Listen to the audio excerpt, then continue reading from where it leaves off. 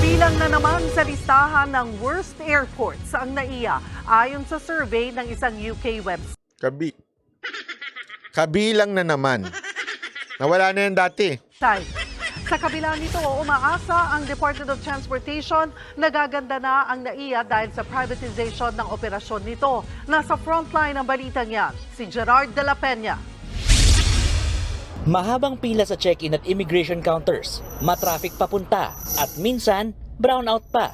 Ilan lang yan sa mga problemang kinakaharap ng Ninoy Aquino International Airport. Kaya ang ilang pasahero, hindi maiwasang ikumpara ang NAIA sa mga airport sa ibang bansa. Pangit nga po ba talaga? Medyo. Yun lang, totoo lang po.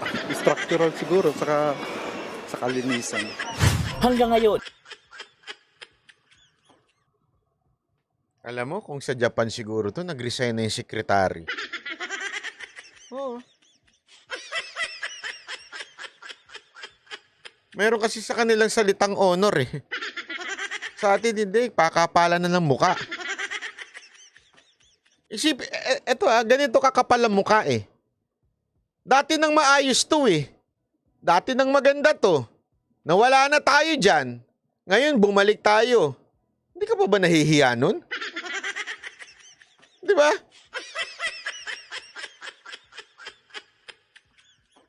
Tapos, to the point, ako gusto ko yung nangyaring privatization ng San Miguel, ha? Gusto ko yun.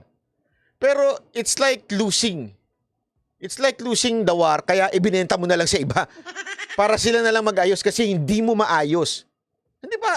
Anong tawag mo dun? Kahihiyan ka.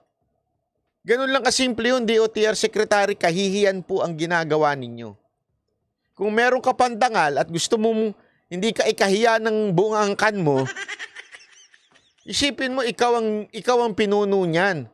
Tapos malalaman ng lahat ng kamag-anak mo, ha? Sa panahon mo na naging the worst, isa sa mga the worst airport in the world. Hindi ka ba nahihiya niyan? Yan ang legacy mo. Oh, magkuwari, mamatay ka na, lolo ka na. Kunwari. Halimbawa lang naman, lahat naman tayo mamamatay na di ba? Yung mga lolo. Anak, alam mo ba? Oh, suwentuhan niya sa apo niya. Alam mo ba, sekretary ako dati, ni Apo Lakay, Marcos. Ako yung sekretary ng DOTR noon. Oh, ano nga accomplishment mo, lolo? The worst airport ang NAIA noon. Yan ang legacy ko. Ganun ba, lolo?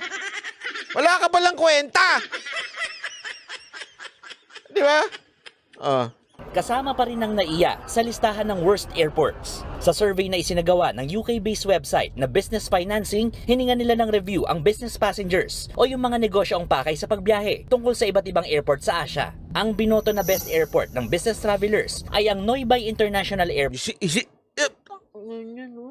Papayag kayo niyan? Naging best airport yung sa Vietnam? Ako Sa Vietnam. Payag pa ako dun sa Singapore eh. Kasi ang ganda talaga nun sa Singapore eh. Yung may fountain, parang nasa heaven. Hindi, walang biro. Punta kayo sa Singapore, yung airport nila, yung parang may fountain pa dyan. May imagine mo nga itsura ng heaven eh. Parang ganun eh. Sa ganda. Pwede pa eh. Hong Kong, ang laki din, ang ganda din. Di ba? Qatar din. Naku po, isa pa dyan. Naka-carpet.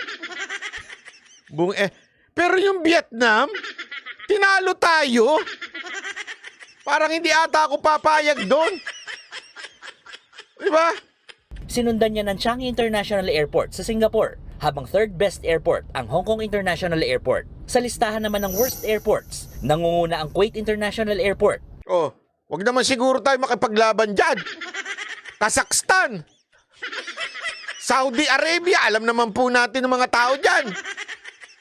At pang-apat sa worst airports in Asia, ang NAIA. Aminado naman ng Department of Transportation na maraming dapat baguhin sa NAIA. Ang mga problemang ito ang layong solusyonan ng privatization ng operasyon ng NAIA. Matatanda ang consortium ng San Miguel Corporation ang napiling mag-ayos at mag-operate ng NAIA. Tapos ngayon, dumami na rin dyan yung Bit-Bit Boys. Kasi dati pinagbawal yan eh. Yung dikit ng dikit na mga Bit-Bit Boys. Binabati po pala natin mga banateros na Bitbit Boys dyan, ha? Marami kasi mga banateros dyan, eh. Hindi, wala naman pong problema kung meron yung mga tumutulong-tulong. Pero kasi dati, bawal hong magbigay-bigay sa mga yun, eh. Iniwasan na ho yun kasi hindi magandang tignan. 'Di ba? Na parang nanghihingi. Dinaig pa yung nasa karsada na nanghihingi ng konting pagkain lang po. Parang gano'n na dating, eh. Ngayon, medyo ako walang problema sa akin yun. Kasi sanay na tayo sa gano'n. Pero ang problema ho, yung mga foreigner na ano to? 'Di ba? This airport is designed to handle Hindi ko kayo nahihiya, Sek? Tawa pa kayo ng tawa? Kung sa Japan yan, nag-resign na yan. Baka nag-ano pa eh. Kayo parang wala lang, okay lang. 35 million passengers and we have almost 50 million. No? So, ano gagawin natin? Kasalanan ng mga pasahero. Yan ang maganda. Sisihin nyo, pasahero. Kung bakit pangit ang airport natin, sisihin nyo ang pasahero. Kasi daw ang capacity lang 30, naging 50, ano na ngayon. Oh, kasalanan ngayon ng pasahero. Anong gagawin natin? Di niya rin alam. Eh di mag-resign ka, yun ang maganda mong gawin. Gagawin natin, we will implement the privatization. Hindi, mag-resign ka muna. Yun siguro magandang gawin mo. Mag-resign ka, ilipat mo dun sa competent. Yun lang kasimple eh. Kasi nung panahon ni Pangulong Duterte, naayos naman yan. Bakit ngayon? Pareho lang naman siguro ang tao noon at ngayon. We'll modernize, no? And if we increase the capacity to 60 million, mag-i-improve yung travel experience sa mga pasahero. Ngayon ang problema ko talaga sa administrasyon ngayon na to. Kasi nung nakita ko nga yung video ni Pangulong Duterte, ang ganda nung sinabi niya doon, daming sinabi niya talaga na nung bago siya bumaba, I did my best. Hanggang dito na lang po kaya ko. Sorry po kung meron akong mga hindi nagawa.